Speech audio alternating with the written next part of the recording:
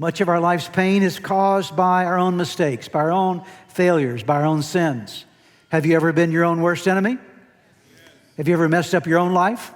And you really couldn't blame it on anyone else. It really, if you looked at your life honestly, you knew that all the fingers pointed at you and you were the problem. It was not someone else or something else. It was really you that messed things up. And oftentimes when we have those moments, we feel as though not only have we disappointed ourselves and disappointed others, but we feel as though we've deeply disappointed God. And many times we have. And we wonder, can God ever forgive me? Can God ever allow me back into His good graces? Can God accept me again? And there are many, many people, and maybe some here this evening, that you're walking and living your life with extensive amounts of guilt and shame because of what has happened in your life and the mistakes that you've made. And you wonder, is there any grace for me? Is there any grace for my failures? And over again in the Bible, we see Jesus coming to people like this and extending grace to them in their biggest failures, in their weakest moments, in the baddest moment of their life.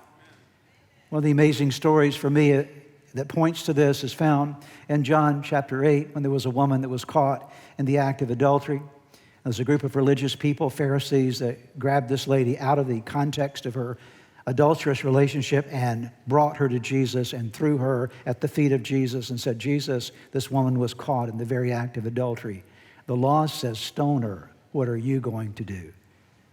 They expected Jesus perhaps to do the very thing they were doing, and that was condemn her and perhaps even recommend stoning for her, but Jesus has a different approach.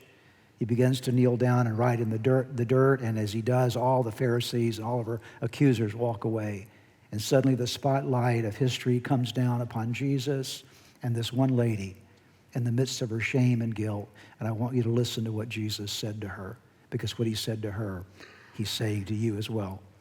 Then Jesus stood up again and said to her, this lady caught in adultery, where are your accusers?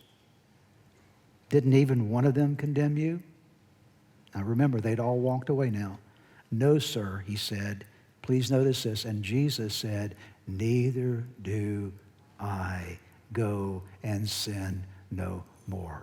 I am so glad those three words are in the Bible. Neither do I, okay? Neither do I condemn you. And your biggest failures of life, whatever they have been, the biggest mistakes that you've made are never big enough to keep you away from God. Okay? Because your big mistakes, no matter how large they are, how seemingly large they are to you, there's a God of grace. He came to set the oppressed free, and that means that Jesus has grace for your failures.